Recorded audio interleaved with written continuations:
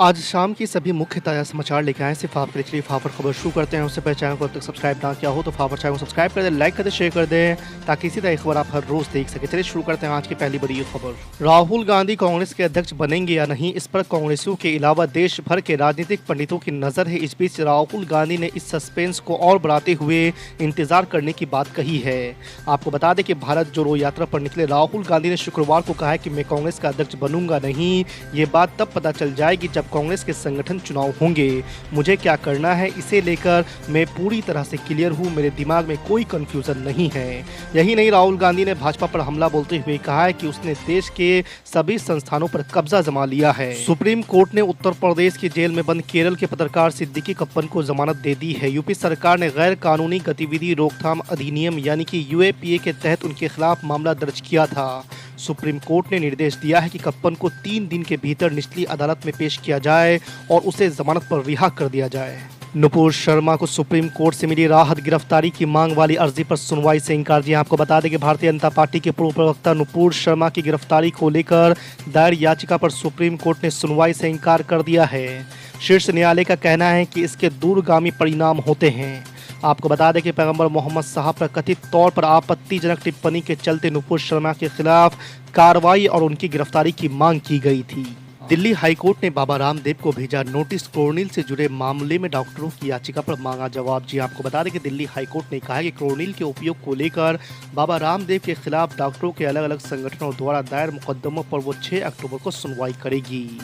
आपको बता दें कि डॉक्टरों के कई संगठनों ने पिछले साल हाईकोर्ट में अर्जी देकर आरोप लगाया था कि रामदेव बहुत हद तक लोगों को गुमराह कर रहे हैं कि कोरोना वायरस से संक्रमित लोगों की मौत के लिए एलोपैथी जिम्मेदार है और दावा कर रहे हैं कि पतंजलि का कोरोनिल कोविड का इलाज है। दिल्ली के मुख्यमंत्री और आम आदमी पार्टी के राष्ट्रीय संयोजक अरविंद केजरीवाल गुरुवार को हरियाणा के आदमपुर में तिरंगा यात्रा का नेतृत्व करने के बाद आदमपुर मंडी में एक रैली को संबोधित किया। आपको बता दें कि केजरीवाल ने कहा कि 2019 में पंजाब में लोकसभा की हमारी 1 सीट आई थी और आज 2022 में पंजाब में आम आदमी पार्टी की सरकार है। उन्होंने कहा कि मैं यहां वादा करता हूं कि आप 2022 में आम आदमी पार्टी को आदमपुर की सीट जिता दो। मैं आपसे वादा करता हूं कि 2024 में हरियाणा में आपकी सरकार होगी। महाराष्ट्र में भाजपा बीते कुछ महीनों से बेहद आक्रामक है और शिवसेना प्रमुख उद्धव ठाकरे की सत्ता से जाने के बाद से ही वो और आक्रामक हो गई है। एक तरफ उद्धव ठाकरे ने सत्ता खोई है तो वहीं एकनाथ शिंदे ने शिवसेना पर ही दावा ठोककर उनकी विरासत और सियासत दोनों के लिए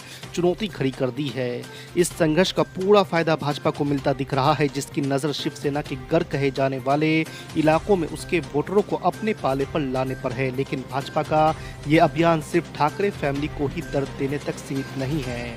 आपको बता दें कि भाजपा के रणनीतिकारों ने मराठा छत्रप कहे जाने वाले शरद पवार को भी घेरने की पूरी तैयारी कर ली है। राष्ट्रपति चुनाव से पहले पश्चिम बंगाल की मुख्यमंत्री ममता बनर्जी विपक्ष को एकजुट करने के लिए काफी प्रयास कर रही थी। हालांकि राष्ट्रपति और उपराष्ट्रपति चुनाव में ये प्रयास सार्थक नहीं नजर आए। अब नीतीश कुमार ने भी विपक्ष को एकजुट करने के प्रयास शुरू कर दिए हैं। इस बीच ममता बनर्जी ने कहा है कि 2024 का खेल बंगाल से शुरू होगा। उन्होंने कहा कि हेमंत सोरेन, अखिलेश यादव, नीतीश कुमार और बाकी दोस्त जब इकट्ठा हो जाएंगे तो देखते हैं कि भाजपा कैसे सरकार बनाएगी। उत्तर प्रदेश के मुख्यमंत्री योगी आदित्यनाथ ने मऊ के पूर्व विधायक और बाहुबली नेता मुख्तार अंसारी और उनके परिजनों के खिलाफ की जा रही कार्रवाई की तरफ इशारा करते हुए गुरुवार को कहा है कि सरकार मऊ को दीमक की तरह चाटने वालों और उनके परिवार के लोगों से इस पाप की भरपाई करवा रही है।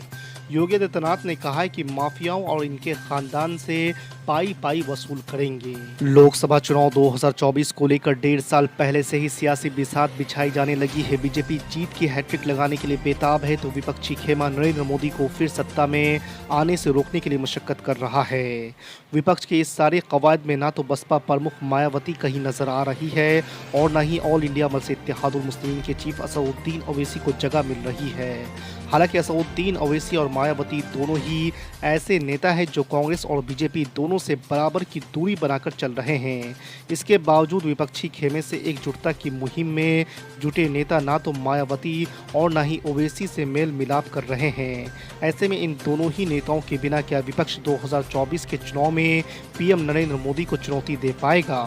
प्रधानमंत्री नरेंद्र मोदी के नेतृत्व में हुई कैबिनेट बैठक में देश भर में 14,500 स्कूलों को अपग्रेड करने की फैसले को मंजूरी दी गई है। इन स्कूलों को पीएम श्री स्कूल योजना के तहत अपग्रेड किया जाएगा। आपको बता दें कि इन स्कूलों में केंद्र विद्यालय और नवोदय विद्यालय को भी शामिल किया जाएगा। इसके अलावा कैबिनेट ने रेलवे की जमीन को लॉन्ग टर्म के लिए लीज पर उठाने का भी फैसला किया है। बांग्लादेश के प्रधानमंत्री शेख हसीना के भारत दौरे के बीच असम के मुख्यमंत्री हेमंत बिस्वा शर्मा ने कांग्रेस और राहुल गांधी पर निशाना साधते हुए कहा कि अगर भारत जोड़ना ही है तो पाकिस्तान और बांग्लादेश को मिलाकर अखंड भारत बनाना चाहिए। आपको बता दें कि हेमंत बिस्वा शर्मा कांग्रेस की भारत जोड़ो यात्रा को लेकर मीडिया के सवालों के जवाब दे रहे थे। आम आदमी पार्टी के संयोजक और दिल्ली के मुख्यमंत्री अरविंद केजरीवाल ने बुधवार को मेक इंडिया नंबर 1 मुहिम का आगाज किया है। उन्होंने हरियाणा के हिसार से इसका आगाज किया और यहां युवाओं के सामने अपना विजन रखा है। पंजाब के मुख्यमंत्री भगवंत मान के साथ केजरीवाल ने युवाओं के साथ सवाल जवाब भी किए। इस दौरान शिक्षा, रोजगार से लेकर रिजर्वेशन तक पर बात हुई। दिल्ली के मुख्यमंत्री ने कहा कि आज भी दलितों के साथ बहुत बुरा बर्ताव होता है। उन्होंने कहा कि शिक्षा के बाद नौकरी मांगना अंग्रेजों की दी हुई मानसिकता है, इसे बदलने की जरूरत है। हरिद्वार में हुई धर्म संसद विवादित बयानों की वजह से चर्चा में थी। अब इसके 1 साल बाद गाजियाबाद के डासना मंदिर में बड़ी धर्म संसद का आयोजन होने जा रहा है। आपको बता दें कि जूना अखाड़ा के महामंडलेश्वर स्वामी यति नरसिंहानंद के मुताबिक 17 और 18 दिसंबर को शिव शक्ति धाम दासना में ये धर्म संसद आयोजित होगी।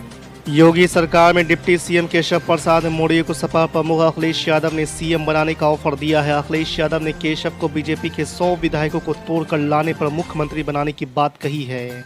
अब केशव प्रसाद मौर्य ने अखिलेश यादव के बयान पर कड़ा पलटवार किया है। केशव ने कहा कि जिस तरह से पानी से निकलने के बाद मछली तड़पती है, उसी तरह सत्ता से बाहर होने पर अखिलेश यादव तड़प रहे हैं। केशव ने यहां तक कहा कि 25 साल तक उनकी सरकार नहीं आने वाली है। उत्तर प्रदेश के अल्पसंख्यक कल्याण, मुस्लिम वक्फ और हज विभाग के कैबिनेट मंत्री धर्मपाल सिंह ने राज्य के गैर मान्यता प्राप्त मदरसों का सर्वे कराने के लिए 10 सितंबर तक सर्वे टीम गठित करने के निर्देश दिए हैं। अधिकारियों को 15 अक्टूबर तक सर्वे का काम पूरा करने को कहा गया है। बिहार के डिप्टी सीएम और स्वास्थ्य मंत्री तेजस्वी प्रसाद यादव ने पूरे राज्य के अस्पतालों में स्वास्थ्य व्यवस्था में 60 दिनों के अंदर सुधार लाने के निर्देश दिए हैं। उन्होंने कहा है कि इसमें साफ सफाई, दवाई, सुनवाई और कार्रवाई सुनिश्चित करना शामिल है। किसी भी प्रकार की कोई भी कोताही बर्दाश्त नहीं की जाएगी। आपको बता दें कि बुधवार को उन्होंने ज्ञान भवन परिसर में स्वास्थ्य विभाग की उच्च स्तरीय समीक्षा बैठक की। असम के मुसलमान सच्चे देशभक्त हैं, असदुद्दीन ओवैसी के बहकावे में नहीं आएंगे। मदरसे ढाए जाने पर हेमंत बिस्वा शर्मा बोले। जी आपको बता दें कि हेमंत बिस्वा शर्मा ने सांसद असदुद्दीन ओवैसी पर निशाना साधते हुए कहा है कि अगर ओवैसी चाहते हैं तो यहाँ आ सकते हैं। वो असम के लोगों को समझा सकते हैं कि असम के मदरसों को अलकायदा के कार्यालय ही रहने दें। उन्होंने कहा कि मुझे नहीं लगता कि असम का मुस्लिम समुदाय उन्हें ऐसा करने देगा, क्योंकि वे देश के सच्चे देशभक्त हैं।